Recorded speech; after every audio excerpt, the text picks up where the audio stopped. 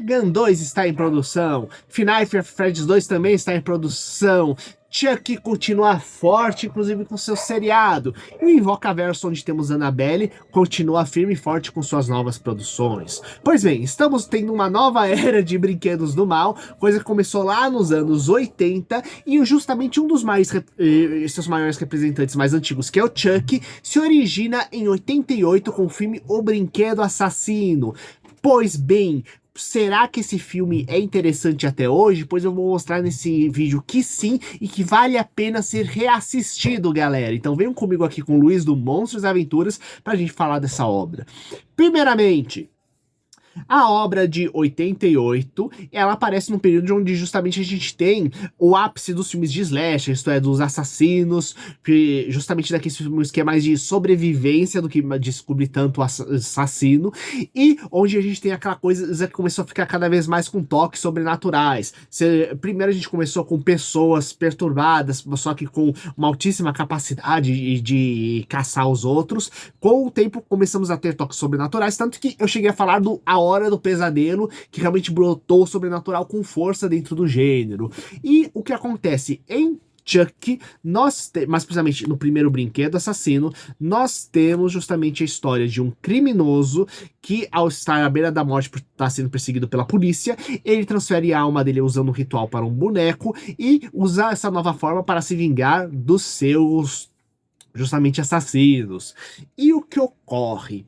Em primeiro lugar, esse filme, ele já pega e trata o slasher de uma forma diferente. A maioria, justamente, dos assassinos dos outros filmes, mesmo o Michael Myers, o Jason, a gente conhece a história deles mais pra frente, mas a maioria deles são assassinos mudos. O Jason, o Fred Krueger, que pega e começa a inovar, criando um assassino que fala, que é mais sádico, etc.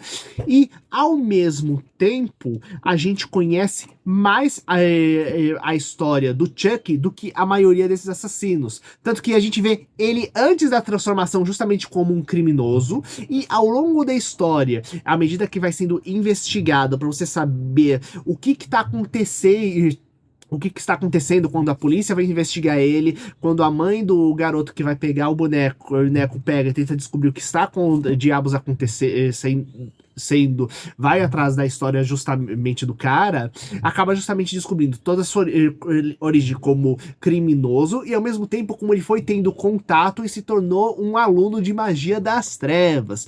Então é bem interessante que temos um personagem que ao mesmo tempo ele é um feiticeiro maligno, ele é um boneco amaldiçoado e ainda por cima ele é um assassino experiente, ele conseguiu pegar o pior de todos os mundos para criar um super criminoso. Mas isso não é à toa. Se pensarmos bem, essa história ela acaba trabalhando muito com o conceito de corrupção, mais precisamente de proteger as crianças da corrupção. Porque o que ocorre? Aqui, a verdadeira protagonista é a mãe do rapaz, a mãe do garoto que vai pegar o boneco, onde ela tem uma série de problemas para cuidar do garoto porque ela é mãe solteira, não tem grana o suficiente, tá tentando dar o melhor pro filho, quase não tem tempo de ficar com ele, nem tempo de pegar e cuidar das coisas, sabe? E o que acontece é que não deixa de ser pouco uma fábula sobre a exposição da criança a todos esses problemas e a gente tentando lidar como pai, pegando isso. Não que eu seja pai, eu tenho só os meus cachorrinhos. Eu sou tio no momento. E o que ocorre? Já lidei com a pediatria durante um tempinho. Então, o que ocorre? Aqui, nós temos justamente o drama, o maior terror é uma mãe tentando descobrir o que aconteceu com o próprio filho. Sendo que o que acontece? No início, quando o boneco vai para as mãos da criança, em primeiro lugar, a gente não vê o boneco se mexendo praticamente. Temos uma outra cena que sugere isso. Aquilo que a gente vê é a criança conversando com o boneco e sem resposta, como se fosse um boneco normal, né? Então, quando aparece os sinais de que alguém muito pequeno, mais ou menos o tamanho da própria criança, que é justamente o tamanho do boneco, do tamanho da própria criança, inclusive, pega e começa a cometer os assassinatos, a gente tem aquela coisa, será que é o boneco mesmo que está cometendo os assassinatos? Ou será que a alma do feiticeiro que foi pro boneco, na verdade, não tá influenciando a criança para cometer aquilo, ou mesmo possuindo a criança de alguma forma, sabe? O que faz sentido mais pra frente do filme, quando justamente o feiticeiro, ele tenta inclusive sair do corpo do boneco e conseguir um corpo humano novamente. Retornando então.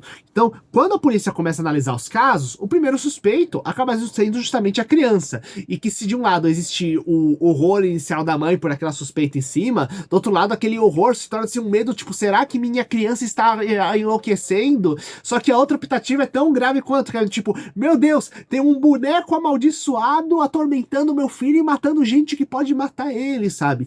Então é muito um filme sobre a mãe tentando proteger o filho do caos da violência ao seu redor. Inclusive, a gente vê que, olha, a luta contra o criminoso no início ocorre justamente numa loja de brinquedos, a origem ilícita também, temos uma origem ilícita do boneco, a questão dos noticiários de televisão e o medo da criança ser exposta justamente a essas notícias macabras também, sabe? Então, mesmo a criança que deveria estar na escola e de repente ela começa a ser desviada pelo boneco para ir em cantos onde ela não devia ir, eu acho que mostra muito sobre essa questão do desejo de proteger a criança e dos vários perigos que tem ao redor disso, sabe? E então, a mãe acaba embarcando numa jornada dupla, porque ela tá tentando descobrir o que tá acontecendo com a criança, e ao mesmo tempo ela tem que passar essas descobertas para a polícia, informar para eles e conseguir que a polícia também ajude ela, já que ela não é uma detetive. E dependendo dos cantos sombrios onde ela tá, ela precisa de ajuda policial para se defender, senão ela vai ser morta lá no meio. Então, temos toda essa dualidade entre a mãe e o principal policial da história, inclusive meio conflituosa, com o cara acreditando que ela tá, na verdade, enlouquecendo, como aconteceu com a criança, antes de entender realmente o que aconteceu, o que é difícil de lidar, diga-se de passagem, sabe? Até culminar justamente na grande batalha final. E é uma batalha, inclusive, alegórica muito boa, porque é o seguinte, o cara comete os assassinatos como um boneco, só que, do tipo, ok, o boneco foi apenas uma coisa temporária, eu preciso ir para um corpo humano de verdade agora voltar a ser gente. E ele acaba descobrindo que, devido a uma série de questões ritualísticas, somente o garoto pode ser o receptáculo dele, justamente por ser o primeiro que pegou e entrou em contato conversou diretamente com ele quando ele pegou e voltou à vida como boneco. Então, a gente tem literalmente uma batalha, uma mãe batalhando pela posse da alma do filho para não ser corrompida por um criminoso, sabe? O que é extremamente bacana. Fora os efeitos especiais, que não envelheceram nada, na minha opinião. Quando a gente pega as expressões do boneco, a forma como ele se move, inclusive como temos todo um suspense dele não se movendo até o meio com as mortes apenas dando os detalhes aqui, e mesmo assim, não mostrando o boneco, assim, são mortes espetaculares no cinema, então são verdadeiras, assim, mostrando, e não é simplesmente morte por entretenimento puro, mas para mostrar como é cruel, na verdade, aquele boneco, e mais precisamente como aquele criminoso não é tão simplesmente dando uma facada nas pessoas.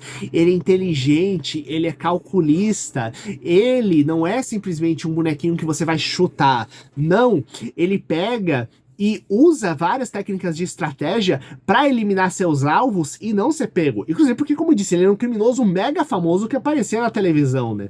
Então, além do lado sombrio da magia das trevas, magia que inclusive impede o boneco de morrer de várias formas, como inclusive é explicado quando eles encontram o policial e a mãe do rapaz, o professor de magia justamente do Chuck, eles acabam.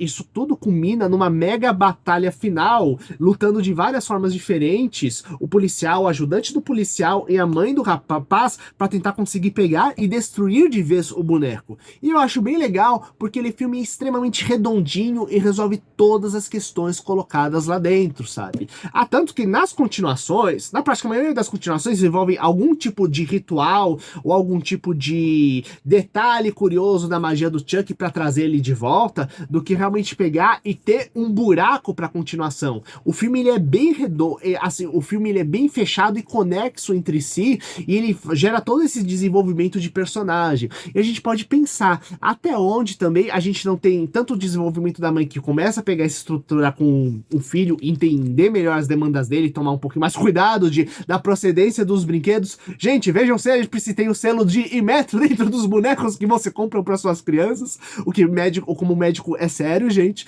como também, diga-se de passagem, vai precisar de muita terapia essa criança para poder pegar e resolver esse problema. E ao mesmo tempo, a gente também tem uma certa evolução do policial, que na minha opinião ele começa a ficar cada vez mais empático justamente com a mãe. É aquela coisa, não é simplesmente aquela coisa de caçar criminoso, mas ele tem que aprender, inclusive temos a questão do próprio policial tendo que lidar com o fato de ter matado alguém, não é um policial frio, ele pega e diz, não, cada morte que eu faço tem um peso na minha consciência e um peso da sociedade. Eu não posso sair exterminando aqui. Tem que ser tipo, apenas em casos extremos para fazer isso. E ao mesmo tempo ele vai desenvolvendo uma empatia e aprendendo a se colocar no lugar, não apenas caçar os criminosos, mas se colocar no lugar das vítimas para ajudá-las, sabe? O que eu acho extremamente bacana dentro da história do filme. Tudo isso, ainda mais contando com uma fotografia maravilhosa e ótima edição de filmagem, que deixa o filme misturando uma mistura de ação com suspense no terror, faz com que ele vale a pena até hoje ser assistido. E eu quero saber de vocês, quais outras obras clássicas vocês também consideram como tendo envelhecido muito bem até os dias de hoje? Coloca aqui embaixo, compartilhe com seus amigos e até o próximo vídeo. Falou!